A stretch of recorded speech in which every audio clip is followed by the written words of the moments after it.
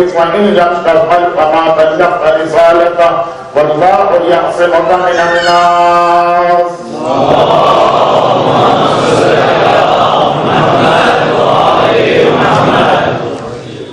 ولایت 1432 ہجرہ کے اس عشرہ محرم کی مجالس کا عنوان،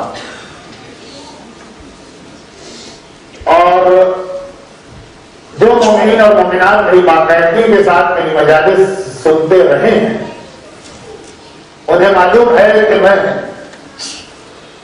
مجلس کے شروع میں جس آیت کی تلاوت کرتا ہوں وہ مسلسل 10 دن ایک آیت نہیں ہوتی. جو میرا ٹاپک ہے جیسے ولایت، اس سے ریلیٹڈ جو مختلف آیتیں ان کی تلاوت کی جائے گی، لیکن چونکہ ابھی ہم انٹروڈکشن یا تمہید کے اسٹیج پر، اس لیے جو آیت کل تلاوت کی گئی ہے وہی آج بھی ریپیٹ ہوئی ہے، اور پیغام اور میسج یا جو تمہید تھی وہ آج مکمل ہو جائے گی. تو انشاءاللہ اس کے بعد ولایت کے حوالے سے قرآن کریم کی دیگر آیتوں کی تلاوت کی جائے گی. اور یہ آیت سورہ مائدہ کی آیت ہے. ہر ایک کو معلوم ہے کہ غدیر خم کے موقع پر نازل ہوئی، اور غدیر وہ ہے کہ جو ابھی ایام اعزا سے پہلے جس عید کو آپ منا کے گئے تھے، جس کے بارے میں حضرت امام خمینی رضوان اللہ علیہ ہمیشہ یہ فرماتے ہیں کہ ہر چیز پہ کمپرومائز ہو سکتا ہے، ہر چیز پہ یونٹی ہو سکتی ہے، لیکن ولایت اور غدیر کے مسئلے پر کسی سے کمپرومائز نہیں کیا جا سکتا. ایسنس آف اسلام ہے ولایت، روح ہے اسلام ہے ولایت. ولایت کو صحیح طریقے سے سمجھا جائے تو بہت سارے سوالات اور اعتراضات مومنین کے بھی ختم ہو جاتے ہیں اور عام مسلمانوں کے بھی. ولایت ہی کو نہ سمجھنے کا نتیجہ ہے کہ ولایت فقی سمجھ میں نہیں آتی ہے. مومنین کو سمجھانا پڑتا ہے کہ یہ ولایت فقی کا نظریہ کہاں سے آتا ہے. ولایت علی کو نہ سمجھنے کا نتیجہ، ولایت علی کو نہ سمجھنے کا نتیجہ کبھی کسی کی سمجھ میں ولایت فقی نہیں آ رہی، کسی کی سمجھ میں وجود امام زمانہ نہیں آ رہا. یاد رکھیے کہ اگر ولایت کو سمجھ لیں تو تبھی امام زمانہ کے بارے میں بھی کوئی شک پیدا نہیں ہوگا. آیت اللہ زنجانی جب آج سے 70 سال پہلے جب ہندوستان اور پاکستان ایک تھے، سب کانٹیننٹ کا دورہ کیا اور لاہور ان کی ملاقات علامہ اقبال سے ہوئی، تو علامہ اقبال نے بھی ایک اعتراض کیا. علامہ اقبال فقط ایک عام شاعر نہیں بلکہ ان کی ابتدائی تعلیم ساری کی ساری فلسفی تھی. ملا صدرہ پر جو ان کے ریسرچ ایک فلسفی شاعر ہے اور ایک اعتراض کرتے ہیں آغا زنجانی، بلکہ میں اس کو آغا زنجانی کے جواب کو سمجھا نہیں پاؤں گا، وقت نہیں ہے، بات بہت پھیل جائے گی اور شاید یہ ٹائم سے پہلے میں نے بات چھیڑ دی، لیکن بہرحال جب بات چھڑ گئی ہے تو اس کو مکمل کر دیا ہے. ایک سوال کیا علامہ اقبال نے ان سے کہ بھائی ہماری سمجھ میں باقی سب تو آ رہا، یہ امام زمانہ کا نظریہ سمجھ میں نہیں آ رہا کہ 1200 سال سے کوئی شخصیت اس طرح سے غائب ہو اور زندہ. الفاظ میرے ہیں لیکن سوال علامہ اقبال کا. تو آغا زنجانی کا جو جواب ہے، میں نے کہا نا کہ بہت سے لوگوں کو یہ جواب سمجھانا پڑتا، لیکن وقت نہیں ہے اس کو سمجھانے کا، صرف جواب سن لی. انہوں نے مسکرا کے کہا کہ آپ پہلے 11 کو قبول کر لیں تو 12ویں کے بارے میں ہم کوئی اصرار نہیں کریں گے. کہ اگر کسی کی سمجھ میں پہلے 11 آ گئے تو خود بخود اس کا پھر یہ گواہی دے گا اور اس کا یہ عقیدہ بنے گا کہ 12واں بھی ہونا چاہیے. لیکن جب 11 ولایت کے حوالے سے سمجھ میں آئے، خالی محبت کے حوالے سے. محبت یہ نہیں کہتی ہے کہ اگر 11 ہے تو 12واں بھی ہونا چاہیے، یا اگر 12 ہے تو 13واں نہیں ہونا چاہیے. یہ فقط ولایت کی جو یہ بتاتی ہے کہ اگر 11 ہے تو ولایت کا عقیدہ یہ بتاتا ہے کہ 12واں بھی ہونا چاہیے. مگر یہ وہ چیز ہے جس کے بارے میں نے کل رات کی مجلس میں عرض کیا کہ 2 باتیں مجھے بیان کرنا ہے غدیر کے حوالے سے. جو دوسری بات اس میں یہ چیز آئی کہ اگر 11 کو کسی نے مانا لیکن ان کی ولایت، بار بار یہ عرض کر رہا ہوں کہ غدیر کا مطالبہ محبت نہیں تھی، غدیر کا مطالبہ محبت نہیں تھا، غدیر کا مطالبہ ولایت تھا. تو جب 11 کی ولایت کو مانیں تو 12ویں کی ولایت کو خود بخود ماننا پڑے گا، اور جب 12ویں کی ولایت کو مانیں گے تو ولایت فقیہ کو بھی تسلیم کرنا ہوگا۔ تو یہ ساری چیزیں ایک دوسرے سے انٹر کنیکٹڈ ہیں۔ مگر ابھی ہم غدیر کے پہلے مسئلے کو حل کر رہے ہیں کہ آخر قرآن نے یہ کیا کہہ دیا، اے رسول اگر تم نے غدیر کا اعلان نہیں پہنچایا تو فما بلغت رسالتہ، سمجھو تم نے کار رسالت کو انجام نہیں دیا، تم نے رسالت ہی کو نہیں پہنچایا۔ فما بلغت، تم نے نہیں پہنچایا، تم نے کوئی پریچنگ نہیں کی رسالت، اپنی رسالت کے۔ یہ اتنی بڑی بات، اتنا اسٹرانگ یا بگ اسٹیٹمنٹ قرآن کریم نے کس طرح سے دے دیا۔ تو میں نے عرض کیا تھا کہ اس کی بہت ساری وجوہات ہیں، لیکن دو بہت اہم ریزن۔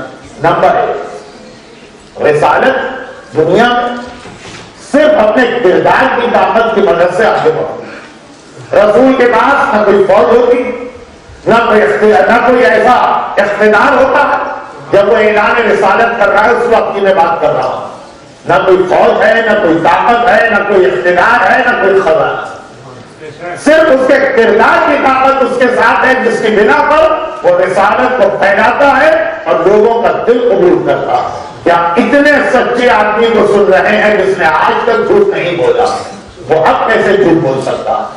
رسالت کی سب سے بڑی طاقت ہے کیریکٹر۔ رسالت کے بعد جو سب سے بڑا ٹول ہے یا رسالت کا جو سب سے بڑا ویپن یا ہتھیار وہ اس کے کردار کی طاقت۔ چنانچہ اللہ کے رسول نے مکے والوں سے کلمے کا مطالبہ بعد میں کیا، فوراً نہیں کہا کہ کلمہ پڑھو، کلمے کی ڈیمانڈ بعد میں کی، پہلے اپنے کردار کی طاقت کو تسلیم کر پائے۔ پہاڑی پہ کھڑے ہو کے یہی تو فرما رہے ہیں نا، بلکہ سوال کر رہے ہیں۔ اچھا پہاڑی کون سی ہے؟ اس میں اختلاف۔ کوہ ابو قبیس ہے کہ کوہ صفا ہے جس میں حاجی اور عمرہ کرنے والا 7 مرتبہ دوڑتا؟ اور پہلے تو یہ اختلاف کوئی اہم بات نہیں تھی، لیکن جب اس سعودی عرب کی حکومت صفا اور مروہ کے علاقے کو ایکسٹینڈ کر کے ڈبل سے زیادہ کر دیا اور یہ مسئلہ پیدا ہوا کہ نئے علاقے میں بھی صفا اور مروہ کی صحیح جائز ہے کہ نہیں، تب سے یہ مسئلہ بہت اہم بن گیا ہے۔ یہ فوراً اس کے لیے مناسب نہیں ہے کہ یہ تاریخی بحث یہاں تک شروع کر، خالی میں نے اشارہ کر دیا کہ حج پر جانے والے اور عمرے پہ جانے والے جب یہ مسئلہ سامنے آتا ہے کہ نئے علاقے میں جو نیا ایکسٹینشن صحیح جائز ہے کہ نہیں، تو اس وقت اس مسئلے کی ضرورت پڑتی کہ رسول خدا نے اعلان رسالت کے موقع پر اپنا پہلا خطبہ ابو قبیس کی پہاڑی پہ دیا ہے یا صفا کی پہاڑی پر، اس کو چھوڑ دیں اور صرف اتنی سی بات کہ رسالت جس مقصد کو لے کے آ رہی وہ پہلے ڈیمانڈ نہیں کی جا رہی۔ یہ نہیں کہا جا رہا مکے والوں سے کہ خدا کو مان، پہلی ڈیمانڈ یہ کی جا رہی ہے کہ میرے کیریکٹر کو مانتے ہو کہ نہیں، میری عصمت کو مانتے ہو کہ نہیں، مجھے معصوم سمجھتے ہو کہ نہیں، میری سچائی میں یقین ہے کہ نہیں۔ ارے تو معلوم ہے یہی تو کہا تھا۔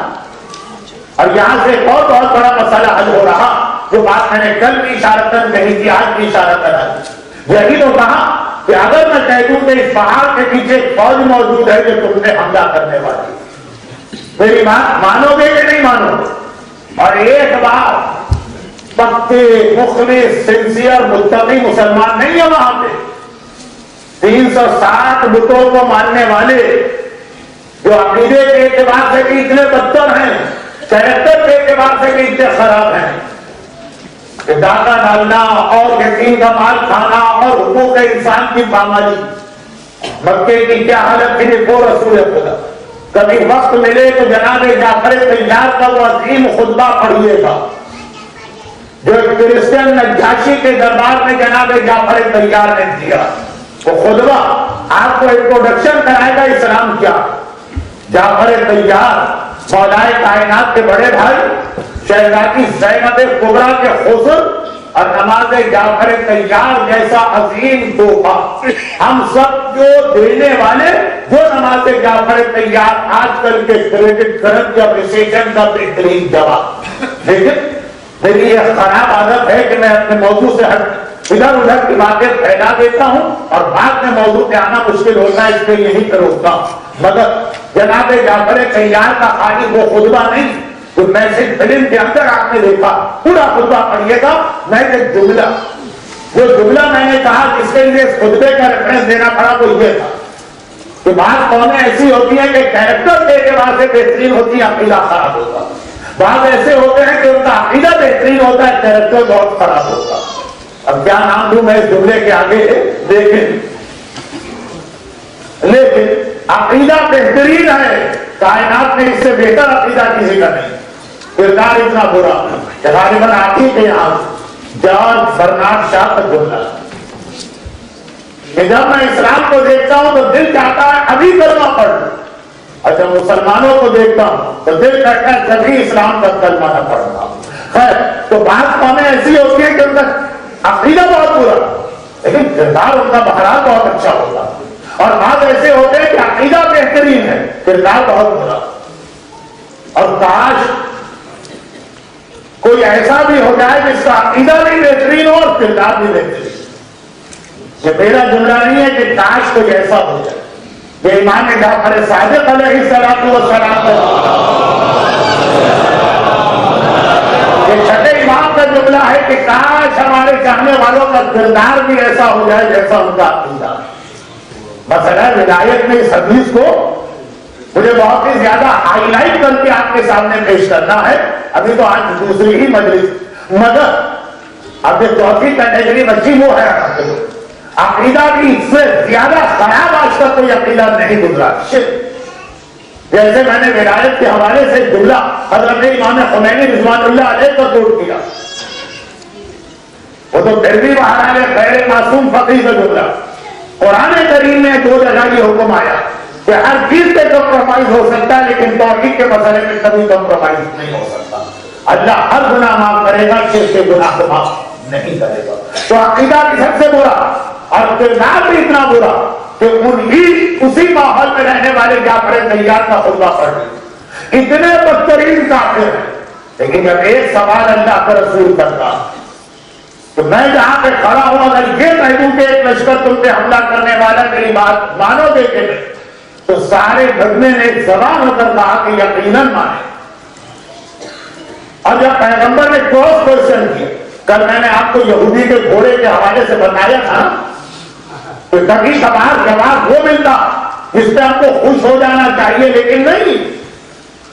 زید نے گواہی دی تو پیغمبر نے یہودی سے کچھ نہیں کہا، پلٹ کے زید سے پوچھ لیا تم نے کیسے گواہی۔ اب ان تمام کافروں نے کہا ہم آپ کی بات مانیں گے، ہم ہوتے تو خوشی سے پھول کے کبا ہو جاتے کہ اتنا بھروسہ پیغمبر نے پلٹ کے سوال کر لیا کیوں مانو۔ اور دیکھیں بہت عجیب اس کے بعد پیغمبر کا جملہ، تم کیوں مانو گے جبکہ تم اس لشکر کو یا آدمی کو نہیں دیکھ رہے۔ اور کفار مکہ کا جواب کیا تھا، یہ ہے رسالت کی اصل بات۔ ہر رسول کفار مکہ کا جواب یہ تھا کہ ہم نے آج تک تمہیں نہ کوئی غلط کام کرتے دیکھا ہے نہ کوئی غلط بات کہتے دیکھا ہے، تم صادق بھی ہو تم امین بھی ہو۔ صادق کہتے قول کا سچا، امین کہتے عمل کا سچا، اور جس کے یہ دونوں چیزیں سچی ہو جائیں اسی کو شریعت کی زبان میں معصوم کہا جاتا۔ ہم نے ہمیشہ تمہیں صادق و امین کہا، مانا، دیکھا، سمجھا۔ تم ایک دن میں 2 دن میں ہمارے درمیان نہیں آئے، تمہارے وقت سے لے کے 40 سال کی عمر تک جب 43 ایئر کی ایج تک ہم نے تمہیں صادق کو نہیں پایا، اس لیے مانیں گے۔ تب رسول نے کلمہ پیش کیا، یعنی رسالت پہلے اپنے کردار پہ ٹرسٹ پیدا کرواتی ہے، اس کے بعد پھر رسالت کا دوسرا کام شروع ہوتا ہے۔ اب اس کو میں 2 چھوٹی مثالوں سے دے دوں، لیکن نہیں، پہلے رک جاؤ۔ کفار مکہ نے بہترین اصول بتایا اسلام، اور وہ اصول کیا بتایا، ہم اپنی آنکھ پہ بھروسہ نہیں کرتے، ہم رسالت کی آنکھوں پہ بھروسہ کرتے ہیں۔ ہم اپنے کانوں پہ بھروسہ نہیں کرتے، ہم رسالت کے کانوں پہ بھروسہ کرتے ہیں۔ ہم اپنی زبان پہ بھروسہ نہیں کرتے، ہم رسالت کی زبان پہ بھروسہ کرتے ہیں۔ ہمیں کچھ نظر آ رہا، رسول کہیں کہ میں کچھ اور دیکھ رہا، ہم اپنی آنکھوں سے کہیں گے تم جھوٹ بول رہی ہے۔ رسول جب کہہ رہے ہیں تو وہ سچ ہے۔ ہمیں کھانے میں کسی چیز میں مزہ آ رہا، رسول کہے کہ نہیں میں تو اس چیز کو بہت ہی گندا، برا یا حرام سمجھ رہا، اب اپنی زبان پہ بھروسہ نہیں کریں گے یا ٹیسٹ جسے کہتے ہیں، لیکن رسول کے کہنے پہ بھروسہ کریں گے۔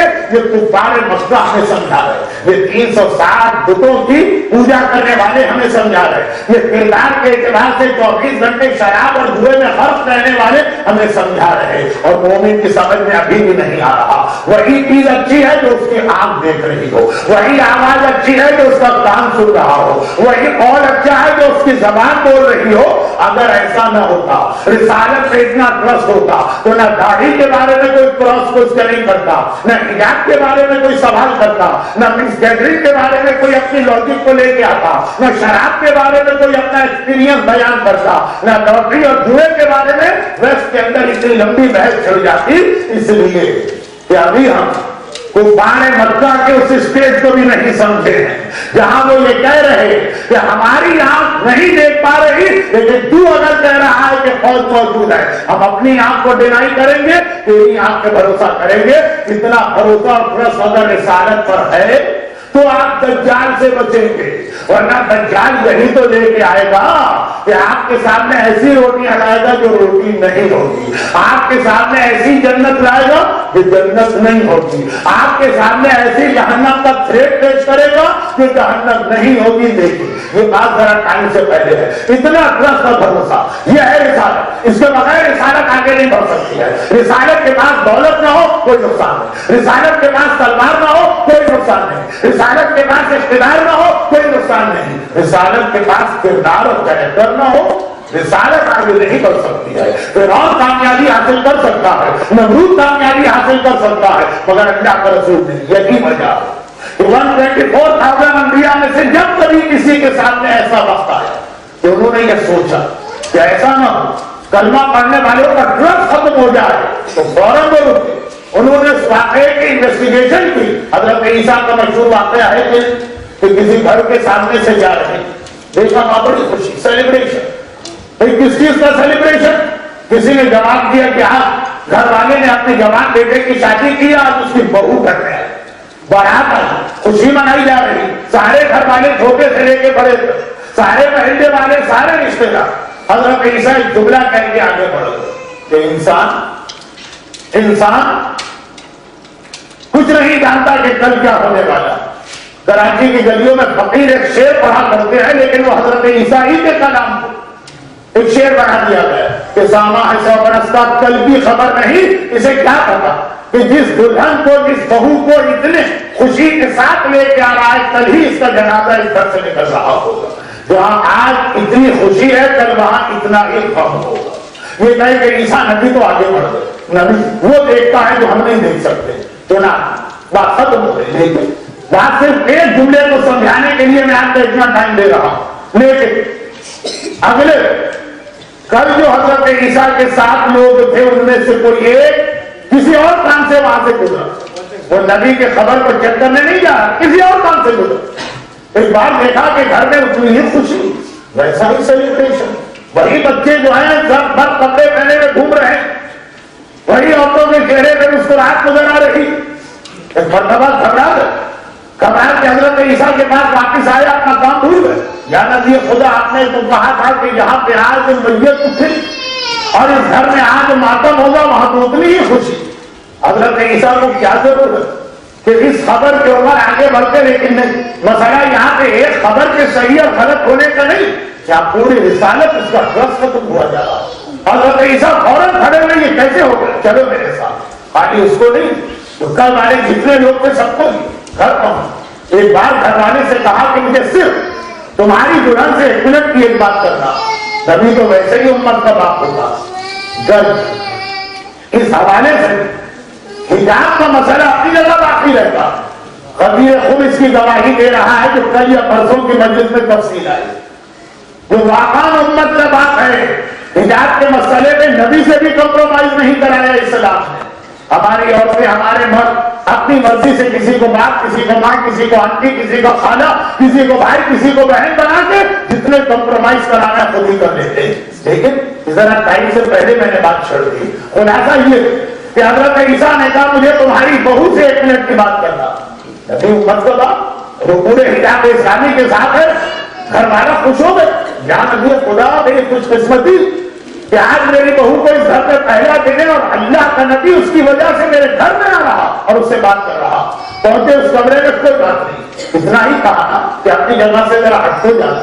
اور جب دلہن ہٹی تو سب نے دیکھا کہ وہ زہریلا صاحب دلہن کے بالکل نیچے موجود ہے, لیکن بس اس طرح سے کہ اپنی دل کو اپنے منہ میں دبایا ہوا ہے, لگ رہا ہے کہ کاٹنا چاہتا ہے, کاٹ نہیں پا رہا.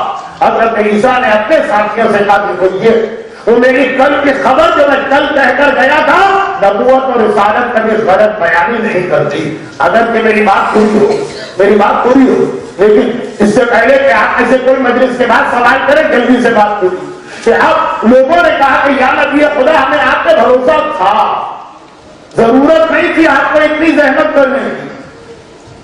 حضرت عیسیٰ نے کرنے, یہی چھوٹی چھوٹی باتیں جمع ہو جاتی کہ آدمی آخر میں نبی اور امام کا بھی مخالف ہوتا ہے. کہ جملے کو میں زیادہ واضح طریقے سے تھوڑی دیر بعد پیش کروں. لیکن لوگوں نے کہا کہ یا نبی خدا ہمیں کوئی شک نہیں تھا, ہمیں نبوت میں کبھی شک نہیں ہوا, شک کرنے والے کسی اور کیٹیگری کے لوگ ہوا کرتے, ہمیں آپ پہ کبھی شک نہ رہا. لیکن جب آپ خود معاملے کو یہاں تک لے آئے تو اب یہ بھی بتا دیجیے کہ یہ ہوا کیا. حضرت عیسیٰ نے کہا میں نہیں بتاؤں گا, دلہن بتائی. اور دلہن نے بتایا کہ جب میں اس گھر میں آئی, گھر والے خوشی منا رہے اور دروازے پہ کوئی سوال کرنے والا اللہ کا نام لے بار بار کہہ رہا ہے کہ میں واقعے کے عالم میں ہوں, ایک وقت کھانا مجھے دے.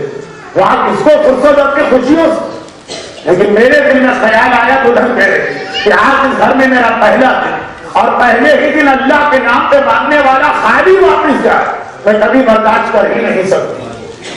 جو کہ مرنے کی اکثریت, بلکہ آلموسٹ 99% مجلس سننے والے لوگ ہیں, اس لیے خالی ایک اشارہ کر دوں کہ آگے چل کر ولایت میں بہت اہم آیت پر ہے. انما ولیکم اللہ ورسولہ والذین آمنوا الذین یقیمون الصلاۃ ویؤتون الزکاۃ وہم راکعون. ولایت کو سمجھو, تمہارا ولی اللہ رسول اور وہ ہے جو حالت نماز میں بھی ہو تو اللہ کے نام پر مانگنے والے کو خالی ہاتھ جاتے نہیں دیکھ سکتا ہے, اپنی نماز روکے گا, مگر سائل کو وہ زکات دے گا, جس کے بعد آگے ولایت حاصل ہو جائے گی. صلوات پر محمد و آل محمد.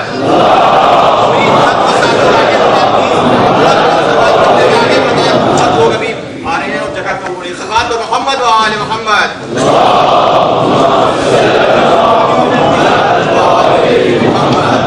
صلوات پر محمد و آل محمد. تھوڑا تھوڑا سا آگے بڑھیں.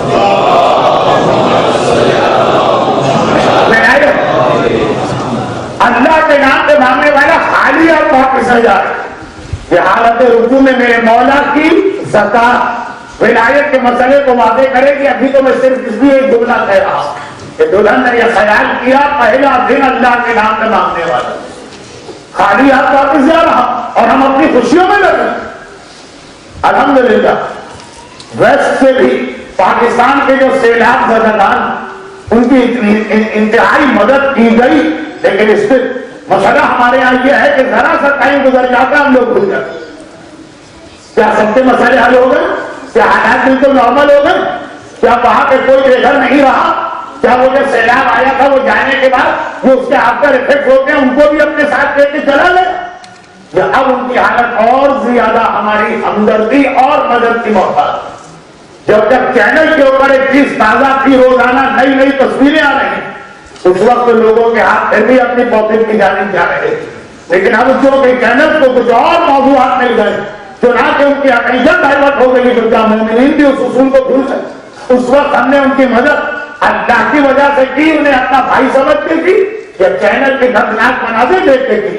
اگر ہمارا جذبہ فقط اس لیے تھا کہ وہ ہمارے بھائی اور بہنیں, تو وہ مسئلہ تو اب تک موجود ہے. میں ذرا سا ان ساری چیزوں کو ٹائم سے پہلے چیر بیٹھا ہوں, البتہ جہاں جہاں ضرورت پڑے آپ کو یاد دلانا میری کوشش ہے. تو دلہن کہتی ہے میں اٹھ کے گئی اور میں نے لا کے اس ساحل کے ہاتھ میں روٹی دے دی. نبی خدا نے کہا دیکھو, میں نے جو کہا وہ غلط نہیں تھا, مگر صدقے میں اتنی بڑی طاقت ہے کہ وہ یقینی موت کے وقت میں ڈیلے کر دیتا ہے. یہ اس کا صدقہ ہے جس نے اس کی موت کو تاخیر میں ڈالا. نبوت پہ شک نہ کرنا, نبی خدا نے اتنی زحمت کیوں؟ صرف اس لیے کہ نبوت کا ٹرسٹ جو ہے وہ لوگوں کے دلوں سے ختم نہ ہونے کا بھروسہ اعتماد. ارے متقی اور پرہیزگار مجمع میرے سامنے بیٹھا, نمازیں تو پہلے آپ لوگ ریگولر پڑھا کرتے ہیں. وَظَنُّونِ الذَّهَبَ مُغَاضِبًا فَظَنَّ أَنَّ لَن نَّقْدِرَ عَلَيْهِ فَنَادَىٰ فِي الظُّلُمَاتِ أَن لَّا إِلَٰهَ إِلَّا أَنتَ. یہ جو آیت مستقل پڑھتے حضرت یونس کس وجہ سے اپنی قوم میں آ کے فوراً واپس گئے, اور وہ کیفیت ہوئی کہ مچھلی کے پیٹ میں 40 دن رہ کر یہ آیت کی تلاوت کرنا پڑا. سبحانک انی کنت من الظالمین. اس کے لیے امام معصوم نے فرمایا کہ میں جب کسی پریشان حال کو دیکھتا ہوں اور یہ بھی دیکھتا ہوں کہ وہ اس آیت کی تلاوت نہیں کرتا, لا الہ الا انت سبحانک انی کنت من الظالمین, تو میں اس کی پریشانی کو دیکھ کر پریشان نہیں ہوتا, حیران ہوتا کہ بھائی اس کے بعد اپنی مصیبت دور کرنے کا اتنا بہترین طریقہ ہے یہ آیت قرآن, اور یہ اس کی تلاوت کیوں نہیں کر رہا. لیکن حضرت یونس کو یہ سارا امتحان دینا کیوں پڑا؟ صرف اسی لیے نا کہ اپنی قوم سے کہہ گئے تھے میں جا رہا ہوں 3 دن میں تم کے عذاب خدا ہے, اور جب 3 دن کے بعد آئے تو دیکھا قوم بالکل ٹھیک تھا, کوئی عذاب کے آثار ہی نہیں, وہی دکانیں کھلی ہیں, وہی لوگوں کی روٹین ایکٹیویٹیز جاری. حضرت یونس نے آگے بڑھ کے اتنا دن پوچھا کہ کیا ہوا, دوسرے سے تو معلوم ہو جاتا کہ عذاب خدا آیا تھا, مگر ان کے سروں پر سے اس لیے واپس چلا گیا کہ انہوں نے سچی توبہ کی. ولایت سچی توبہ کی جانب ہم کو کیسے لے جاتی ہے یہ تفصیل آگے آئی. مگر حضرت یونس گھبرا کیوں گئے؟ قوم سے نہیں پوچھا, صرف یہ دیکھا کہ میں نے کہا تھا 3 دن میں تم لوگ عذاب خدا کے نتیجے میں مارے جاؤ. 4تھے دن واپس آئے, قوم کی وہی ساری نارمل ایکٹیویٹی. کس لیے واپس گئے؟ کسی سے سوال بھی نہیں کی, جیسے شہر میں داخل ہوئے وہیں سے واپس کہ اگر یہ لوگ مجھے دیکھ لیں گے تو کتنا میرا مذاق اڑائیں. نبوت اور رسالت درست سے چلا کرتی ہے, یہ لوگ مجھے دیکھ کر کہیں گے واہ نبی خدا, خوب نبی بن کے آئے تھے, 3 دن کی خبر تو تمہاری صحیح نہیں نکلی, ہمیں قیامت کی خبریں دینے آئے ہو. حضرت یونس اس پونٹنگ کی وجہ سے گھبرا گئے, آگے نہیں بڑھے. اگر انکوائری کرتے تو پتہ چل جاتا کہ عذاب خدا آیا بھی تھا, اور ان کی نبوت کو مان بھی چکی ہے. چنانچہ واپس گئے, مچھلی کے پیٹ میں 40 دن رہے, مگر پورے واقعے کا تھیم کیا کہ نبی کسی پریشانی میں پریشان نہیں ہوتا, صرف اس وقت گھبرا جاتا جب اس کی نبوت کے اس کے کردار کے بارے میں لوگوں کا ٹرسٹ خطرے میں نظر آنے لگے. اور تو اور اللہ کے رسول مسجد النبوی کے پیچھے والی گلی میں کھڑے. مسجد النبوی کے پیچھے رسول خدا نے اپنی وائف کے مکانات بنائے. تو نارمل مسلمان یعنی مسلمان نارمل حالات میں اس اسپیڈ کو استعمال نہیں کرتے. یہاں سب رسول خدا کی وائف کے گھر, اور وہ لوگ اپنا آنا جانا ان کا ان آؤٹ کسی راستے سے ہوتا, چنانچہ اس پیسج کو یا گلی کو یا لین کو استعمال نہیں کرتے. لیکن اگر کسی کو کوئی ارجنٹ کام پڑ جائے تو وہاں سے جانا بھی پڑتا ہے, کوئی چوائس ہی نہیں. ایک صحابی وہاں سے گزر رہے, دیکھا کہ رسول خدا اس گلی میں کسی عورت کے ساتھ کھڑے ہوئے. عورت پورے حجاب میں ہے مگر رسول خدا کسی عورت کے ساتھ کھڑے. گھبرا کے اس نے اپنی نگاہیں نیچے کر اور تیزی سے آگے بڑھتا چلا گیا. لیکن ابھی وہ تھوڑی دور گیا تھا, رسول خدا نے اس کو روکا کہ نہیں ہو گیا. پیغمبر جب کال کرے تو نماز کا کو دینا لازم ہو جاتا. وہ رک گیا, پیغمبر نے کہا وہ خلیفہ. پیغمبر نے کہا اس وقت میں اپنی بیوی صفیہ بنت حی کے ساتھ یہاں پہ کھڑا ہوں. جناب صفیہ بنت حی مدینے میں یہودیوں کے سردار کی بیٹی تھی, اور بڑے لوگوں کی بیٹیوں کی شادیاں کہاں ہوتی, ہم جیسے فقیروں کو تھوڑی ہوں, وہ بھی اپنے ہی جیسے خاندان کو ڈھونڈے. خیبر کے سردار سے ان کی شادی ہوئی, اور خیبر کی لڑائی جب ولایت کی طاقت یہودیت کی طاقت کو شکست دی تھی, پھر یہ بیوہ ہو کر آئی تھی اور پیغمبر اسلام سے ان کی شادی ہوئی تھی. جناب صفیہ بنت حی ابن اخطب, جناب صفیہ کے ساتھ میں کھڑا, یہ میری بیوی. وہ مسلمان گھبرا گئے, یا رسول اللہ یہ وضاحت کرنے کی ایکسپلینیشن کی آپ کو ضرورت کیا پیش ہے؟ میں آپ کا کلمہ پڑھنے والا, کیا آپ کے بارے میں کوئی برا خیال دل میں لا سکتا ہوں؟ کیا میں یہ سوچ سکتا ہوں کہ اللہ کے رسول اجنبی عورتوں کے ساتھ مدینے کے اندر مسجد کے پیچھے کی گلی میں گھومیں گے؟ پیغمبر اسلام نے کہا خبردار, کبھی بھی اپنے بارے میں اوور کانفیڈنس نہ ہونا. شیطان آدمی میں اس طرح سے سرکولیٹ کرتا ہے جیسے بلڈ سرکولیٹ کرتا ہے. تمہارا بھی کنٹرول اپنے بلڈ پر نہیں ہے, تمہارا بھی کنٹرول شیطان پہ نہیں. ایسے ہی چھوٹے چھوٹے ڈاؤٹ جمع ہوتے ہیں, آدمی نبوت کو چھوڑ دیتا ہے. پھر اس موقع پہ پیغمبر نے ایک بہت اہم جملہ کہا کہ تقو مواضعتہم, خبردار گناہ کی باتوں کو تو چھوڑو, ایسی جگہ بھی نہ جانا جہاں تم پہ کوئی تہمت یا ایلیگیشن یا الزام گناہ ہو. شراب پینا تو ہری حرام, لیکن کسی اور کام سے بھی پب میں نہ جانا, ورنہ کوئی مومن قرآن اٹھا کر کہے گا میں نے فلاں صاحب کو پب سے باہر آتے دیکھا ہے. اتقوا مواضعتہم بہت اہم پیغمبر کا فرمان. لیکن ابھی ہماری اور آپ کی موجودہ سوسائٹی یہ کہاں استعمال ہوتا ہے, یہ نیکسٹ ویک کی مجالس میں. ابھی اتنی سی بات, عیسیٰ نبی کا واقعہ, یونس نبی کا واقعہ, پیغمبر اسلام کو اس صحابی کو روک کر یہ ایکسپلین کرنا ہو کہ میں کسی نامحرم کے ساتھ نہیں, اب کتنا فرق ہوگا.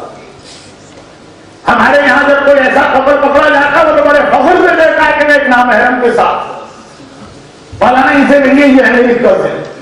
بہت فخر کے ساتھ بیان کیا جاتا ہے کہ میں اپنی کزن کے ساتھ کہیں گھومنے جا رہا ہوں. لیکن یہ پہلی دوسری محرم میں یہ بات ذرا ٹو ہے.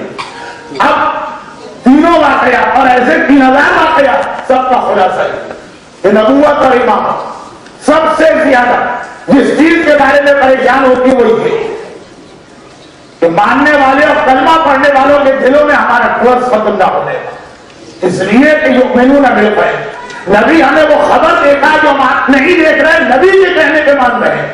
اور اگر کہنے والا ہی ہمارے نزدیک ریلائبل اور اتھینٹک نہ رہے تو ساری نبوت ختم ہے. چنانچہ غدیر خم کا واقعہ اگر پورے اسلام میں کوئی رپورٹ نہ کرتا, میں تو الٹا ایک جملہ کہتا کہ پوری اسلامک ہسٹری جتنے رپورٹر غدیر خم کے واقعے کو ملے اتنے رپورٹر کسی واقعے کو نہیں. 1,30,000 اصحاب رسول تھے جو سب حج کر کے آئے تھے. حج کر کے تو اگر کوئی شریر آدمی بھی آئے تو کچھ دنوں کے لیے شریف بن جاتا. یہ تو ابھی اپنے گھر بھی نہیں پہنچے تھے, راستے میں تھے. بہرحال یہ سب تو اصحاب رسول تھے قابل احترام. 1,20,000 رپورٹر بس غدیر خم کے واقعے کو ملے. لیکن اگر ایک بھی رپورٹر غدیر خم کے واقعے کو نہ ملتا تب بھی غدیر خم کا واقعہ خود بخود ماننا پڑتا, عقیدہ رکھنا پڑتا کہ ہم تک ڈبیٹ نہیں آئی ہے, مگر رسول نے ضرور یہ اعلان ولایت کیا ہوگا. کیوں؟ اس لیے کہ یہ ہمارے علماء بہت پرانی ایک بات کہتے ہیں, میں اسی کو ریپیٹ کر رہا ہوں 2 منٹ کے, اس کے بعد پھر میں اپنے ٹاپک پہ آتا ہوں. وہ یہ ہے پوری رسالت کا دار و مدار ٹرسٹ پر. اگر نبی پہ بھروسہ نہ رہے تو اس کی غیب کی خبر کون مانے گا؟ اب آئیے, دعوت بالعشیرہ تمام مسلمان مانتے ہیں. قرآن کریم کے سورہ شعراء میں بھی اس کا تذکر آ گیا, اور صحیح بخاری سے لے کے صحیح سنت کی ہر کتاب میں اس کا ذکر موجود ہے. ذی العشیرہ کے واقعے کے رپورٹر بہت کم ہیں, لیکن اسلامک ہسٹری کا ایسا واقعہ کہ آج تک کسی نے اس کے اتھینٹک ہونے کو چیلنج نہیں کیا. رپورٹر کم ہے لیکن واقعہ سب نے مانا, اور اس غدیر خم کے واقعے کو نہیں سمجھ سکتے جب تک کہ آپ ذی العشیرہ کو نہ سمجھے. اور ذی العشیرہ کے صرف 2 جملے سنانا ہے اس لیے کہ ہماری قوم جب سے ہوش سنبھالتی ہے یہ واقعہ سنتی رہتی ہے اپنی موت تک, اور سننا چاہیے, مگر پھر ڈیٹیل کی ضرورت نہیں ہے. صرف 2 جملے. پیغمبر نے صرف اتنا تو کہا تھا, کون ہے کہ جو آج میری مدد کا وعدہ کرتا. میں رسالت کو لے کے آیا, میں یہ عقیدہ لے کے آیا, پیغمبر کا پورا خطبہ پڑھنے کا ٹائم نہیں, تو صرف اتنی سی بات, کون ہے جو میری مدد کا وعدہ کرتا. اور ذی العشیرہ کی دعوت میں یہ پیٹرن جو تھا سیٹ ہو گئے, وہ پھر آخر اسلام تک چلتا رہا. آخر اسلام سے مطلب ہے رسول خدا کی زندگی کے آخر یہ سارا کلمہ موجود. سن سب رہے ہیں, بہرا کوئی نہیں, کہاں سکتے, دیکھ سب رہے ہیں, اندھا کوئی نہیں, لیکن بول کوئی نہیں رہا, لگ رہا گونگے سب. اور وہ کیا پیٹرن سیٹ ہوا؟ پیغمبر نے 1 بار نہیں, 2 بار نہیں, 3 بار ایک مرتبہ آفر کی کہ کون ہے جو میری مدد کرے گا. میرا اس سے وعدہ ہے کہ وہ میرا وزیر بھی ہوگا, میرا وزیر بھی ہوگا, میرے بعد میرا خلیفہ اور سکسیسر بھی ہوگا. اور کام رکھنے والے سن رہے ہیں, آنکھ رکھنے والے دیکھ رہے ہیں، زبان رکھنے والا کوئی بول نہیں رہا، سب چپ رہے، ایک بار، دو بار، تینوں بار سب چپ رہے، البتہ تینوں بار کسی نے اٹھنے کی کوشش کی، اس کو بٹھا دیا۔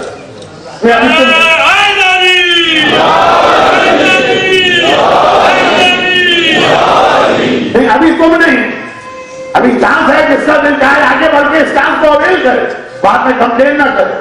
تو بھائی دوڑنا تو ہم بھی چاہ رہے تھے، لیکن ذرا گھٹوں میں تکلیف سے اٹھنے میں دیر ہو گئی، وہ پہلے اٹھ گئے۔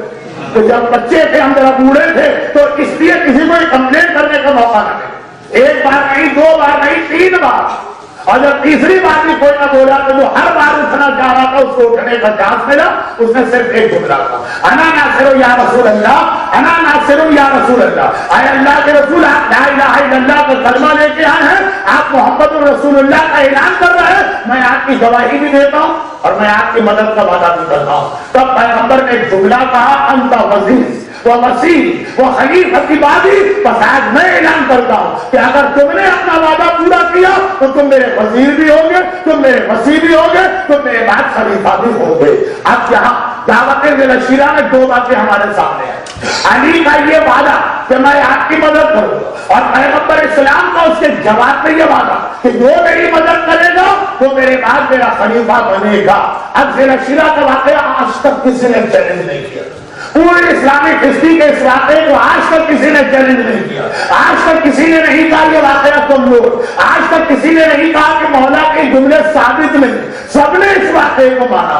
اچھا یہاں پر اس کے پہلے ایک عام سی بات کریں، عام بات بھی بہت اہم ہے لیکن عام سے مطلب ہے میرے ٹاپک سے دعوت ذی میں اصل میں دو کلمے پڑھے، دو کلمے پڑھے، ایک کلمہ میرے مولا نے پڑھا، لا الہ الا اللہ محمد رسول اللہ۔ آپ عقیدہ لے کر آئے، اللہ ایک ہے، میں گواہی دیتا ہوں، آپ کی رسالت کی گواہی دیتا ہوں۔ یہ علی نے کلمہ پڑھا، یہ علی والا کلمہ، سارا عالم اسلام سے دوہرانا ہے وہ علی والا۔ رسول نے تو اس کے بعد ایک جملہ اور کہا کہ جو یہ مانے گا وہ میرا وسیع و وزیر ہوگا، یعنی لا الہ الا اللہ محمد الرسول اللہ علی نے دنیا کو بتایا، اور علی ولی اللہ وسیع رسول اللہ خلیفہ بلا حسن یہ رسول کا بڑھاوا کلمہ ہے جو دعوت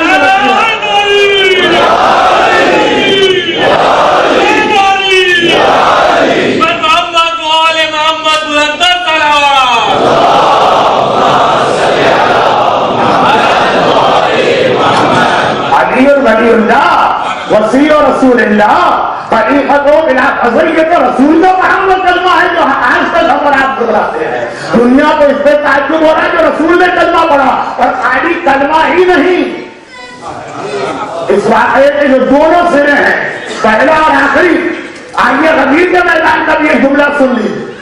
اگر میں کسی ایسے مجمع کے سامنے تقریر کر رہا ہوگا جس نے نہ کبھی دعوت ذی کو سنا ہے نہ کبھی غدیر خود، جیسے اکثر انگلش اسپیکر کو یہ پرابلم پیش آتا اور میں ان کی مجبوری سمجھتا ہوں، لیکن میں جس مجمع کے سامنے بات کر رہا ہوں یہ سارے واقعات مجھ سے بہتر طریقے سے جانتا، تو مجھے کسی ڈیٹیل میں جانے کی ضرورت نہیں۔ ذی کا کلمہ رسول کا آپ نے سنا، اب آئیے غدیر کے میدان۔ غدیر کے میدان میں پیغمبر نے جو اعلان ولایت کیا تو ہمارا ٹاپک 2 دن سے چل رہا، اس کے آخر میں ایک جملہ اور تھا۔ دیکھیے ذی کے آخر میں جملہ نہیں تھا، صرف یہ تھا، اے علی تم میرے وسیع ہو، تم میرے بعد میرے خلیفہ ہو۔ علی ولی اللہ وسیع رسول اللہ خلیفۃ بلا حسن۔ ذی نے بات کلمے تک رہی۔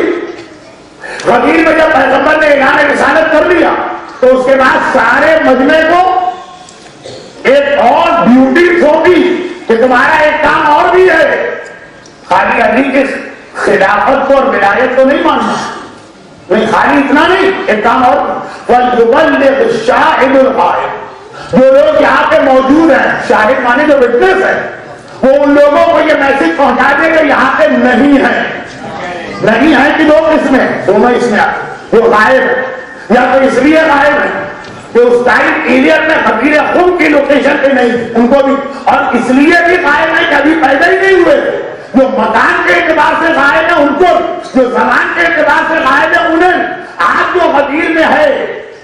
اور یاد ہوگا آپ کو کہ مولا نے بہت عرصے بعد ایک موقع پر جب غدیر کے واقعے کو ریپیٹ کیا اور لوگوں نے کہا ہم نے آج تک نہیں سنا، تو مولا نے مجمع کو دیکھا، اس میں ایک ایسے صحابی نظر آئے جو غدیر میں تھے، مولا نے ان سے کہا تم تو تھے بدر کے میدان میں، تم گواہی دو، اور جب اس نے گواہی نہ دی تو کیسے اس پر عذاب خدا آیا؟ وہ بہت مشہور واقعہ ہے۔ پیغمبر نے خالی یہ نہیں کہا تھا کہ خود کلمہ علی پڑھ لو، پیغمبر نے یہ نہیں کہا تھا علی کی ولایت مان لو، پیغمبر نے کہا خود بھی مانو اور دوسروں تک بھی یہ پیغام قیامت تک پہنچاتے رہنا ہے۔ تو جس نے کلمہ ولایت پڑھا تھا وزیر، پیغام نہیں پہنچایا تھا، اس پر بھی عذاب خدا آیا۔ یہ بہت مشہور واقعہ ہے، 30 سال بعد کا۔ تو اب دو ذمہ داریاں ہوں، ایک یہ کہ خود علی کی ولایت کو مانو، دوسرا یہ ہے کہ ساری دنیا تک علی کی ولایت کا پیغام پہنچاؤ۔ یہ دو چیزیں تھیں، ایک دن عشیرہ سے شروع ہوئی، دوسری غدیر خم کے میدان میں مکمل ہوئی۔ الحمدللہ ہم دونوں پہ عمل کرتے ہیں۔ جب ہم کلمے میں کہتے ہیں علی ولی اللہ و وصی رسول اللہ و خلیفۃ بلا فضل، تو علی کی ولایت خود اپنی زبان سے اقرار کرتے ہیں۔ کلمے میں یہ لفظ آیا، ولایت علی کا ذاتی اقرار بنا۔ اور جب اذان میں کہتے ہیں اشہد ان علی امیر المومنین و امام المتقین خلیفۃ بلا فضل، یہ ہم ساری دنیا کے سامنے اعلان کرتے ہیں۔ تو ولایت کا اقرار کلمہ ہے، ولایت کا اعلان نماز میں اعلان ولایت علی ہے۔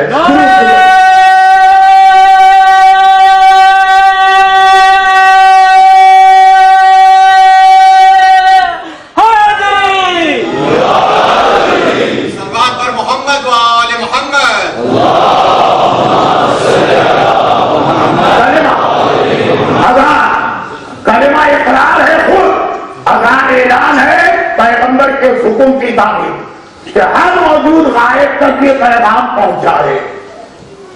تو جہاں جہاں ہماری اذان فضاؤں میں گونجتی ہے، اس علاقے کا کوئی آدمی نہیں کہہ سکتا ہم نے کبھی یہ جملہ سنا ہی نہیں کہ علی ولی اللہ وصی رسول اللہ و خلیفۃ بلا فضل۔ غدیر خم نے اذان، اور یہی وجہ ہے کہ غدیر کے موقع پر پیغمبر نے کہا آج سے اذان وہ نہ رہے گی جو آج سے پہلے، آج کے بعد اس میں حی علی خیر عمل کا بھی اضافہ ہوگا۔ بہترین عمل ہے ولایت علی کو ماننا۔ لیکن پھر یہاں پہ رک کے ایک بات ہے، مس انڈرسٹینڈنگ نہ ہو، ولایت علی کو ماننا بہترین اعلان ہے، بہترین عمل ہے۔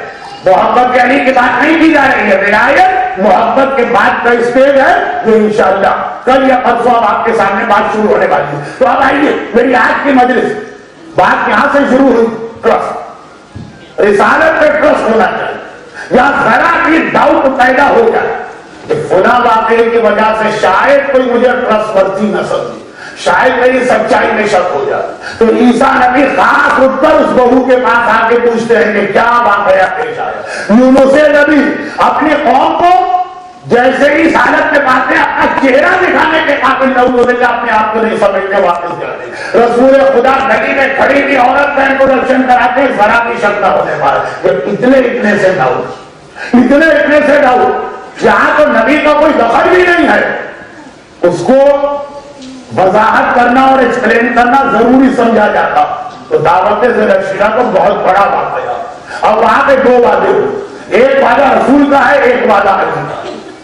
اگر علی اپنا وعدہ نہ پورا کرے تو اتنا تعجب نہیں، رسول اگر اپنا وعدہ پورا نہ کرے پوری رسالت کا خاتمہ۔ علی نے کیا وعدہ کیا؟ میں آپ کی مدد کروں۔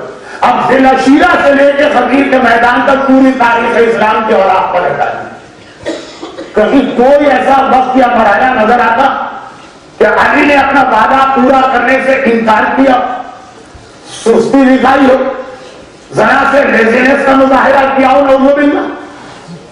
ایسے بھی واقعات ہیں کہ صاف صاف مسلمانوں نے کہہ دیا یا رسول اللہ ہم اس پہ عمل نہیں کرنا۔ ایسے بھی واقعات ہیں کہ نہیں عمل تو کرنا، مگر پیغمبر کہتے رہے نکلو مدینے سے، جاؤ کھلا فوج میں، جلدی سے مدینہ خالی کرو، آج جا رہے ہیں کل جا رہے ہیں، آج جا رہے ہیں کل جا رہے ہیں۔ علی کی پوری زندگی میں کوئی ایسا مرحلہ تھا، ذی العشیرہ سے لے کے آپ مکے کی گلیوں میں آئے، مکے کی گلیوں سے لے کے شب ہجرت بستر رسول پہ سونے کے مرحلے میں آئے، بستر رسول سے لے کے بدر کے میدان میں آئے، بدر سے لے کے احد سے لے کے خندق، خندق سے لے کے خیبر، خیبر سے لے کے بشکانی، بشکانی سے لے کے حنین، پوری علی کی زندگی تاریخ اسلام سے میچ کرتے جائیے، کہیں پر کوئی ایسا واقعہ نظر آئے کہ جہاں پر علی نے اپنے وعدے کو پورا نہ کیا ہو، ہمیں تو تاریخ اسلام میں اس کے بالکل الٹ نظر آیا. جتنا علی نے وعدہ کیا تھا اس سے زیادہ بلکہ اسلام اور رسول خدا کی مدد کی اس انداز سے کہ شب ہجرت اگر کس طرح رسول میں سو رہے ہیں.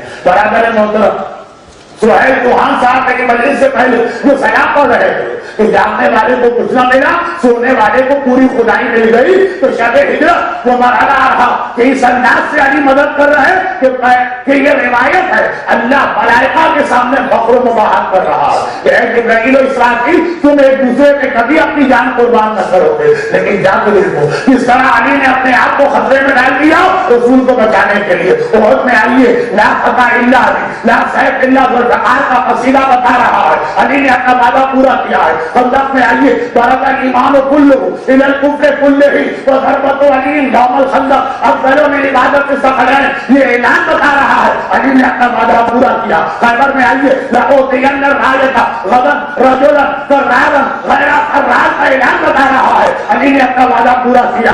مکے میں مشرکین کے مرحلے پہ آئیے سب کو چھوڑ کر پیغمبر کو علی کو اپنے کندھوں پہ کھڑا کرنا اور یہ کہنا اے علی میں حق کا وزن اٹھا رہا ہوں، تم حق کا عمل انجام دے رہے ہو. یہ بتا رہا ہے علی نے اپنا وعدہ پورا کیا. جب ساری زندگی علی نے وعدہ پورا کیا تو رسول اگر صادق و امین ہے تو چاہے تاریخ میں غدیر نہ بھی ہو آدمی کا دل دیتا ہے کہ ضرور پیغمبر نے مرنے سے پہلے کبھی نہ کبھی کہا ہوگا من کنت مولا فہذا علی مولا.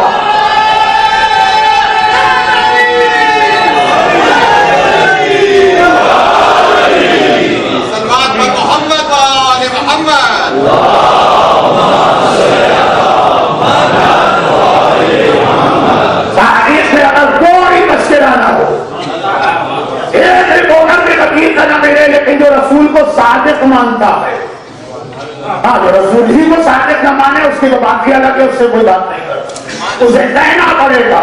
جب ذی العشیرہ میں رسول نے شہر دیا تھا کہ اے علی اگر تم نے میری مدد کی تو تم میرے بعد اس امت میں میرے جانشین اور خلیفہ بننے والے ہو. حدیث کا واقعہ خود بخود سامنے آئے گا. چنانچہ قرآن کو کہنا پڑا کہ اے علی اگر یہ اعلان تم نے نہ کیا تو ساری رسالت جو ہے وہ مشکوک اور ڈاؤٹ فل ہو جاتی ہے. لوگ یہی کہیں گے کہ جس نے اتنے اہم اعلان کے مطابق اپنا وعدہ پورا نہ کیا اس کے باقی باتوں پہ کیا بھروسہ. اور علی نے جب یہ وعدہ پورا کیا تو پروردگار نے وہاں ہمیں اور آپ کو ہدایت دینے کے فارورڈ گائیڈنس ایک طریقہ کار اور بھی بتا دیا اور وہ یہ کہ یقیناً علی کو اپنا وعدہ پورا کریں گے لیکن رسالت کی مدد کا جو صحیح طریقہ ہے مجھے کہ جب پیغمبر نے ذی العشیرہ کی دعوت کے بعد اگلے دن سے مکے کی گلیوں میں عام پریچنگ شروع کی تو ہر ایک کو معلوم ہے کہ مکے والے رسول کے خلاف لیکن بیت سیٹ ہو رہا ہے کیونکہ آج بھی تمہیدی مجلس تھی تو ذرا سا 5 منٹ کا ٹائم میں آپ کو زیادہ لے کے یہ تمہید آج ختم کر دوں گا تاکہ کل سے میں براہ راست اپنے ٹاپک پر آ جاؤں. ایک چھوٹی سی بات پیغمبر نے نیکسٹ ڈے ذی العشیرہ کی دعوت سے پہلے عام پریچنگ نہیں تھی لیکن ذی العشیرہ کی دعوت کے بعد اب عام پریچنگ شروع ہو کیونکہ علی نے پیغمبر کی نصرت کا وعدہ کیا. پیغمبر نے ایک بات کرنے میں اسلام شروع لیکن علی تو اپنی جگہ ذہن میں رکھیے گا کہ اس تبلیغ اسلام حضرت ابو طالب اور جناب خدیجہ کا بھی بہت اہم رول تھا. بلکہ اکثر ایک جملہ میں کہا کرتا تھا اس 40 منٹ کی میری بات تھی آپ کو 40 منٹ نہیں ہے 4 منٹ میں اس کا خلاصہ سنیے کہ قرآن کہتا ہے کہ جب حبیب نے دعوت ذی العشیرہ کے بعد تبلیغ شروع کی تو پیغمبر کی تبلیغ کو روکنے کے لیے بہت سارے الگ الگ طریقے اختیار کیے. ان میں ایک میڈیا ہے. یہ میڈیا آج کا مسئلہ نہیں یہ رسول اللہ کے زمانے میں تھا. یہ بھی بات آگے چل کر آئی ہدایت سے امت مسلمہ کو محروم رکھنے میں ہر دور کے میڈیا کا دخل رہا. کبھی میڈیا ٹی وی چینل کا نام ہوتا ہے کبھی میڈیا ممبر کا نام ہوتا ہے کبھی میڈیا جھوٹی حدیث کا نام ہوتا ہے. تو ساری باتیں آئیں گی. اتنی سی بات کہ پیغمبر کے خلاف ہر طریقے سے ایسا پروپیگیشن شروع ہوا اینٹی رسالت. اس نے پیغمبر پر 3 ایلیگیشن بہت اہمیت کے ساتھ بتائے یعنی اس کو بہت ریپیٹ کیا. یہ شاعر ہے یہ جادوگر ہے یہ نعوذ باللہ کریزی پرسن مجنون کیونکہ یہ تینوں چیزیں قرآن نے کوٹ کی. اس لیے ان کو ممبر سے تقریر کرنا توہین رسالت نہیں. قرآن نے کہا ہے کہ لوگ ہمارے رسول کو شاعر کہتے ہیں, لوگ کہتے ہیں کہ یہ جادوگر, لوگ کہتے ہیں یہ مجنون. اور یہاں پہ رکتے جو بات میں 40 منٹ میں ایکسپلین کرتا ہوں اور آج صرف 4 منٹ, وہ یہ کہ یہ تین ایسا ہی نہیں جو فضول کسی کی زبان پہ کچھ باتیں آتی. جب دو آدمیوں میں جھگڑا ہوتا ہے, اختلاف ہوتا ہے, ایک دوسرے کے خلاف اور لینگویج میں استعمال ہوتی, کوئی سوچ سمجھ کے بات نہیں کرتا جو زبان پہ آ گیا چاہیے. مگر یہ تین باتیں بہت سوچ سمجھ کے کہی گئی.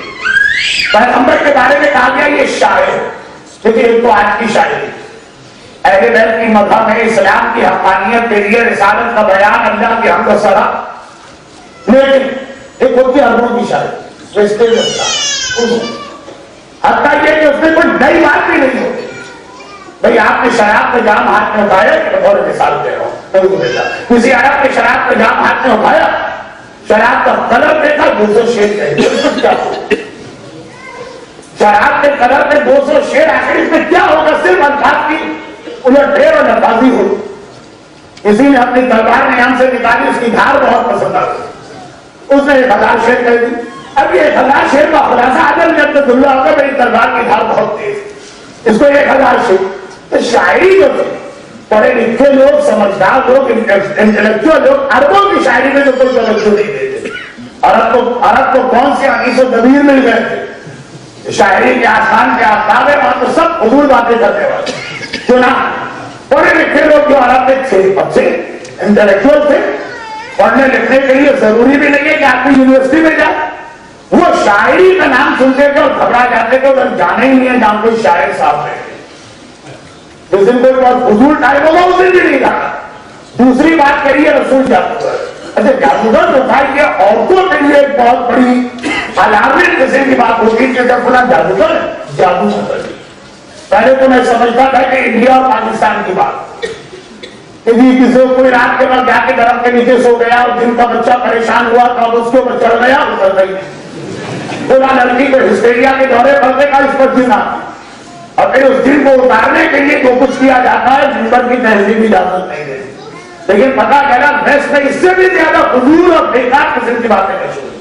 وہاں جادوگر سے عورتیں بڑی گھبراتی تھی کہ اگر کہیں جادو ہوتا ہے عورت جانے کو تیار نہیں ہوتی کہ خدا نہ کرے میرے بچوں کا, میرے شوہر کا, میرے گھر والوں کا جادو نہ کرے.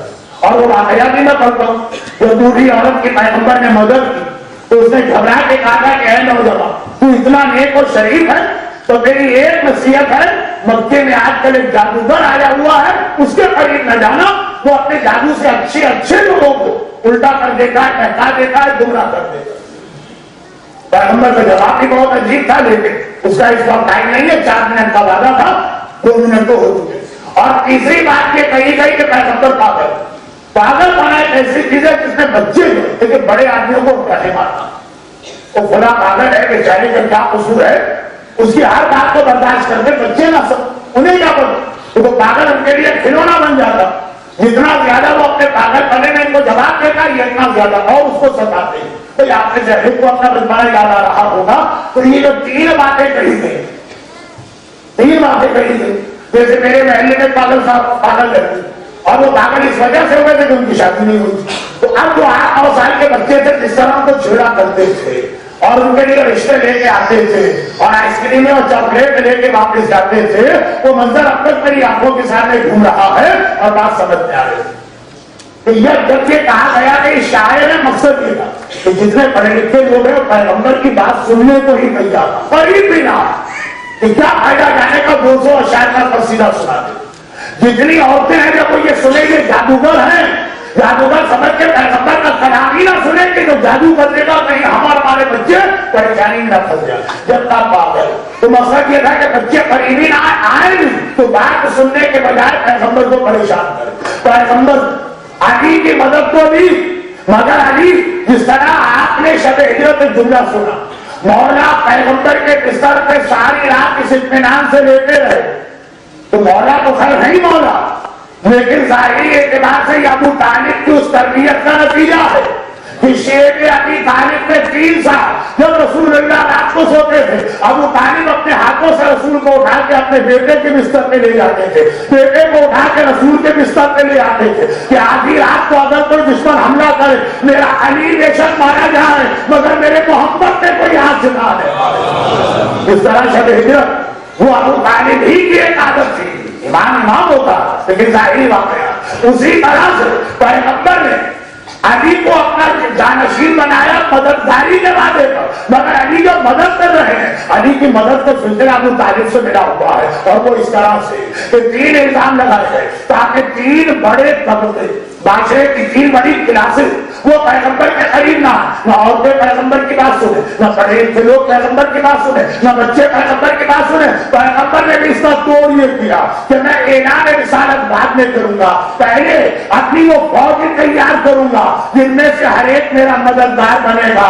اے ابو طالب آپ میری مدد کیجئے تاکہ دنیا دیکھ لے، اگر رسول فقط شاعر ہوتے تو ابو طالب جیسا انٹلیکچوئل اور صاحب عقل پیغمبر کا ساتھ نہ دیتا۔ تم نے کہا جادوگر ہوں تاکہ عورتیں میرا کلام نہ سنیں، اے میری بیوی خدیجہ تمہیں اس طرح سے کار رسالت میں میرا ساتھ دینا ہے کہ عرب کی عورتیں سمجھ جائیں اگر یہ جادوگر ہوتا تو خدیجہ جیسی صاحب عقل کبھی ساتھ نہ دیتی۔ تم نے کہا میں مجنون ہوں تاکہ بچے میری جانب متوجہ نہ ہو، اے میرے 9 سال کے بھائی علی اعلان رسالت نہیں کروں گا جب تک کہ تم میرا ساتھ نہ دو۔ تو ابو طالب کو ملایا، خدیجہ کو ملایا، علی کو ملایا اور بتایا تبلیغ اسلام نہیں ہو سکتا جب تک کہ ابو طالب کو نہ مانو، خدیجہ کو نہ مانو اور علی کی ولایت کو نہ مانو۔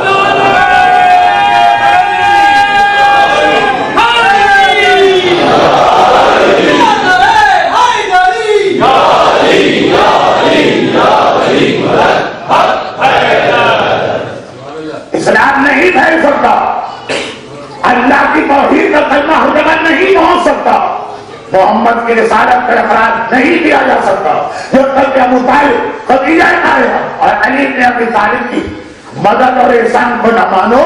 یہ پیغمبر ولایت، دیکھیے ولایت کا پہلا مرحلہ مکمل ہوا، کل دوسرا اور بہت اہم مرحلہ، لیکن اس کی بنیاد آج کے آخری جملے سے کہ ولایت اسلام مدد دیتی۔ پیغمبر نے تبلیغ کے لیے جو طریقہ اختیار کیا، حسین نے اسلام کی بقا کے لیے بھی وہی طریقہ اختیار کیا۔ اسلام پھیلایا جائے گا، ابو طالب جیسا بزرگ چاہیے، خدیجہ جیسی صاحب عقل خاتون چاہیے، علی جیسا پیغمبر کا جانثار سپاہی چاہیے۔ بوڑھا بھی چلے گا، بچہ بھی چلے گا، عورت بھی چلے گا، اور اسلام جب بچایا جائے گا تب بھی اکیلا حسین نہیں جائے گا، بزرگ بھی لائے جائیں گے، بلکہ اگر کوئی نہیں ہے تو حبیب ابن مظاہر کی شکل میں خط لکھ کے بلایا جائے گا، عورتیں بھی ساتھ لے جائی جائیں گی اور بچے بھی ساتھ چلیں گے۔ اسلام پھیلا بھی اسی طریقے سے، اسلام بچا بھی اسی طریقے سے۔ چنانچہ حسین کی فوج بہت چھوٹی لیکن بڑی کمپلیٹ اور مکمل قسم کی فوج، یہاں بڑے بھی ہیں، یہاں جوان بھی ہیں، یہاں بچے، یہاں مرد بھی ہیں، یہاں عورتیں، یہاں پہ آقا بھی ہیں، یہاں پہ غلام بھی، یہاں پہ گورے بھی ہیں، یہاں پہ کالے، یہاں پہ عرب بھی ہیں، یہاں پہ عجم بھی ہیں، یہاں پہ صحت مند بھی ہیں، یہاں پہ بیمار بھی ہیں، اور یہ ساری فوج آ رہی ہے اسلام کو بچانے کے لیے۔ سوال حسین کے کسی کو نہیں معلوم کہ آخر یہ قافلہ کہاں جا کے رکے۔ انہوں نے زیادہ سے زیادہ یہ کیا، اور بندے رسول میرے پاس آڈر، آپ کو ڈوبے نہیں جانے دے گا، بات سمجھ لگا، لیکن ان کو بھی نہیں پتا میں کہاں لے جا رہا ہوں، صرف حسین کو معلوم ہے یا حسین کے زلجنا کو معلوم ہے، یا حسین کو پتا ہے یا حسین کے زلجنا کو پتا ہے۔ عربی میں گھوڑے کو فرس کہتے ہیں، اور اسی سے ایک لفظ اردو میں فراست استعمال ہوتا، انسانی عقل جیسی عقل نہ ہو جانور گھوڑے، لیکن بہرحال اس کی عقل کی اپنی ہے، لیکن یہاں تو مسئلہ اپنی عقل کا بھی نہیں ہے، یہاں تو مسئلہ حکم خدا، چل رہا ہے کافی. اونٹوں پر جو محملیں اور اماریاں ہیں ان میں مخدرات عصمت و طہارت رسول کی بیٹیاں بیٹھی اور گھوڑوں کے اوپر حسین کے سپاہی چل رہے ہیں چلتے چلتے. 2 محرم کی سپہر کا وقت ہوا اور ایک بار حسین کے وفادار زوجنا نے ٹھوکر کھائی اور اٹھ گئے. اب حسین ظاہری اعتبار سے کوشش کر رہے ہیں زوجنا کو آگے بڑھائیں. زوجنا حسین کا ایسا وفادار کہ اشاروں پر عمل کرتا اور 2 موقع تھے کہ زوجنا آگے نہیں بڑھ رہا. ایک جس دن حسین کربلا آئے جس دن حسین کربلا سے 2 محرم کو زوجنا رک گیا ٹھوکر کھائی آگے نہ بڑھا. 10 محرم کو سکینہ زوجنا کی ٹانگوں سے لکھتی ہے اور زوجنا آگے نہ بڑھا. لیکن آج زوجنا کا پہلا امتحان ظاہری اعتبار سے حسین کہہ رہے آگے بڑھ. ادھر سے حکم خدا ہو رہا ہے جو نہیں اشارہ کر رہے ہوں گے کہ آگے نہ بڑھ. حسین تو جانتے ہیں عباس پریشان آقا پورے قافلے کے سارے انتظامات عباس کے ہاتھ میں. آقا آج زوجنا کو کیا ہو گیا آگے کیوں نہیں بڑھ رہا. حسین نے کہا اچھا زوجنا کو کچھ نہ کہو میری سواری میں جانور بدلو. دوسرا گھوڑا لایا گیا وہ بھی ایک قدم بھی نہ بنا وہیں پہ ٹھوکر کھا کے رک گیا. 7 جانور بدلے گئے. لیکن آپ کے لیے کل کی رات آج کی رات بنیادی اعتبار سے بالکل برابر لیکن یہ ہدایت کے لیے کتنا فرق پڑ گیا 2 راتوں میں ابھی سنی. 7 جانور بدلے گئے لیکن آج سواری کا کوئی جانور آگے بڑھنے کو تیار نہیں آئے. اور اتنی دیر میں یہ منظر دیکھ کر قریب ترین جو قبیلہ بنی اسد کا قبیلہ ہے وہ آ گیا. منظر دیکھا کہ قافلہ آیا ہوا اور ایک مرتبہ یہ قافلہ یہاں رک گیا ہے. قریب آ کے دیکھا تو ایک مرتبہ دیکھا کہ گھوڑے کو بڑھانے کی کوشش کی جا رہی ہے. گھوڑا آگے نہیں بڑھا. آپ ساتواں گھوڑا. حسین نے ایک مرتبہ چہرہ اٹھایا دیکھا بنی اسد کے لوگ آ چکے. تو آپ کی زمین کا نام کیا. کسی نے کہا کہ بسند رسول اس زمین کو نینوا کہتے. حسین نے کہا نہیں کوئی اور نام بھی ہو. کسی نے کہا کہ بسند رسول اس زمین کو خاصریہ کہتے. کہا کہ نہیں زمین کا کوئی اور نام نہیں ہوگا. کسی نے کہا اسے شد الفرات کہتے. حسین نے کہا کوئی اور نام بھی ہوگا. نام لیے جا رہے. حسین نے کہا کوئی اور نام بھی ہوگا. حاصل سارے نام ختم ہو گئے. حسین نے کہا نہیں کوئی اور نام بھی ہوگا. لوگوں نے کہا کہ ہمیں تو نہیں معلوم.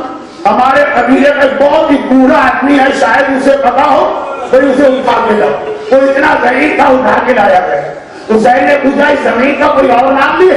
ایک مرتبہ اس نے کہا کہ ہاں ہم نے اپنے بزرگوں سے سنا تھا اس زمین کو کرب و بیابی کہتے ہیں تو کربلا کا نام سننا. حسین نے کہا بات اب ہمیں آگے نہیں جانا. ساری سواریاں بٹھا دو سہداریوں کے خیمے لگا دو تم لوگ بھی یہی قیام کرو. تو بوڑھے نے ہاتھ جوڑ تو رب نے کہا آج آپ کیا ارادہ کر رہے ہیں. ہم نے اس زمین کا نام کرب و بلا لینا ہی اسی لیے بند کر دیا کہ کوئی نبی اس زمین سے نہیں گزرا ہے مگر یہ کہ اس کے بدن سے خون جاری ہوا ہو. ارے کوئی نبی کا بیٹا یہاں سے نہیں گزرا مگر یہ کہ وہ زخمی ہوا ہو. آدم ہو نوح ہو ابراہیم ہو اسماعیل ہو سلیمان ہو موسیٰ ہو عیسیٰ ہو جو نبی یا نبی زیادہ یہاں سے گزرا اس کے بدن سے خون جاری ہوا ہے. حسین نے کہا کہ تم جو بات کر رہے وہاں تو خالی خون جاری ہوا ہے. ہمیں تو یہ پتا ہے کہ اس زمین سے ہم سے کیا گزرنے والی ہے لیکن میں نے جو نانا سے وعدہ کیا ہے اس کے لیے مجھے یاد بیان کرنا. ایک وعدہ بابا نے دعوت عشیرہ میں کیا تھا اور ایک وعدہ حسین نے نانا کی گود میں کھیلتے ہوئے کیا ہے.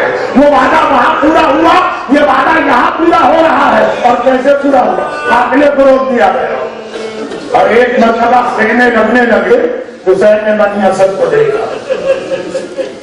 عزاداروں 16 ملین صاحبان ایمان پچھلے سال عاشورے اور عرفہ کو کربلا کے میدان میں پہنچے. 10 سے 12 ملین ہر سال 15 شعبان کو وہاں پہنچتے ہیں. 40 کو وہاں 18 ملین مومنین پہنچتے ہیں. کیا یہ سب حق ادا کر دیتے حسین کے ایک چھوٹے سے جملے جو بنی اسد کے لوگ یہاں پہ جمع ہو گئے. حسین نے کہا کہ بنی اسد والوں میں یہ زمین تم سے خریدنا چاہتا ہوں. میں ساری تفصیلات نہیں بتاتا، آپ کی سنی۔ پہلے تو گھبرا گئے، نہیں آقا یہ آپ کیا بات کہہ رہے ہیں، آپ ہمارے مہمان ہیں۔ حسین نے کہا مہمان 3 دن کا ہوگا، مجھے تو قیامت تک یہیں پہ رہنا اور آرام کرنا۔ جو مارکیٹ پرائز تھی حسین نے اس پہ خریدی، کربلا کی زمین اس قیمت پہ خریدی ہے، کوئی رعایت بھی نہیں دی۔ لیکن ہاں صاحب 2 وعدے تمہیں کرنا ہوگا، پوری قیمت دی جائے گی۔ تو پہلا وعدہ یہ کہ آج سے قیامت تک جب میرا کوئی سائل یا زوار کربلا میں آئے تو اسے میرا مہمان بنا کے 3 دن تک رکھا۔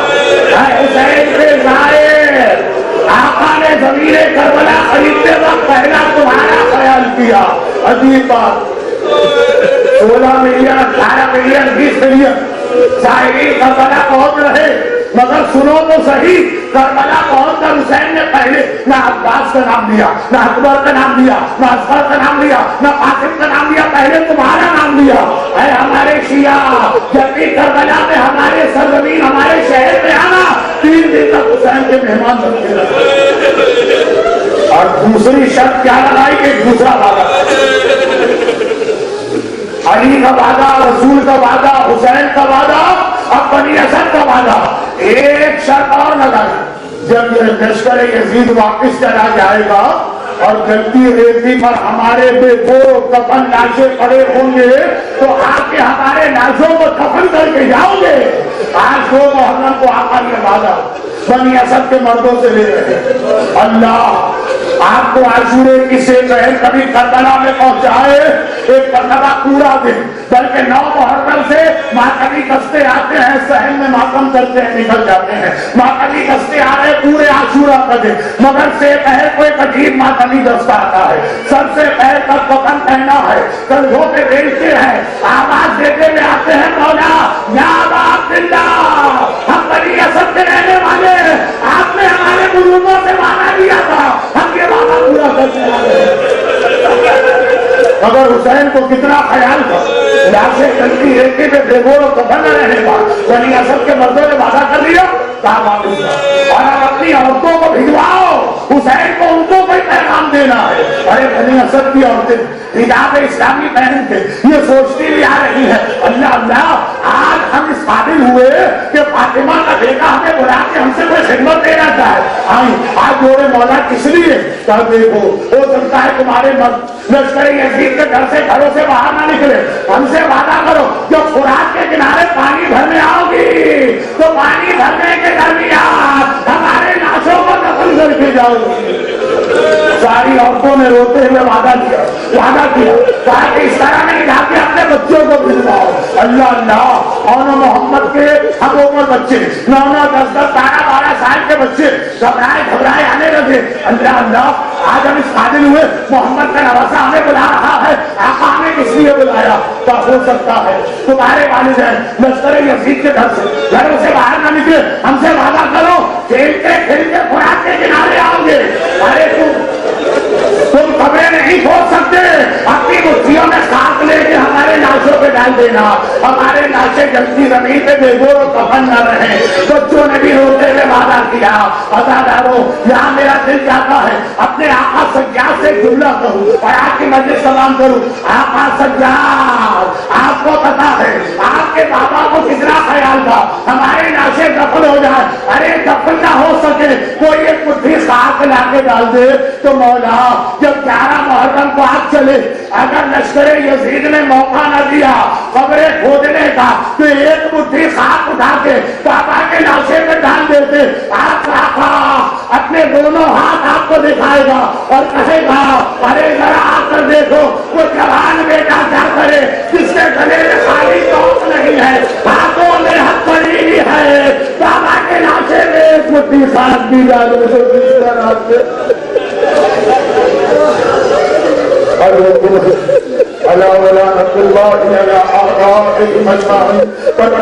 میرے مظلوم آقا کے کربلا پہنچنے کا واسطہ جتنے مومنین اور مومنات آج کی مجلس میں ہیں یا یہ مجلس سن رہے ہیں ان کو جلد از جلد کربلا اور جہاں کا معصومین کی زیارت سے مشرف کرنا۔ خدا بندہ حسین کے جو زوار ظاہر اس وقت کربلا پہنچ چکے ہیں اور پہنچنے والے ہیں انہیں اپنے حفظ و امان میں فرما، ان تمام ظالموں کو نیست و نابود فرما۔ آج کی کی مجلس کے مومنین اور مومنات، ان کے گریے کا راستہ، ان کی ساری دعائیں قبول فرما، ان کو دنیا اور آخرت کی ہر پریشانی سے محفوظ فرما، اور ان مظالم کے انتقام کے لیے وارث حسین امام زمانہ کے ظہور میں ماتم حسین